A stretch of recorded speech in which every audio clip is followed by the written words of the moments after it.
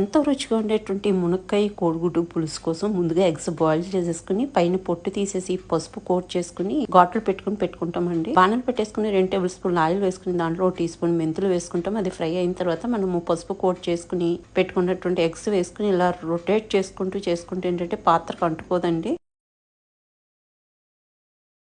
పైన ఒక coat form అయిన తర్వాత మనం వాటిని పక్క తీసేసుకుని ఒక 2 పెద్ద ఉల్లిపాయలు నేను చిన్నగా కట్ చేసుకుని పెట్టుకున్నాను, అది యాడ్ చేసేసుకున్నాను. అదే విధంగా రుచికి సరిపడా సాల్ట్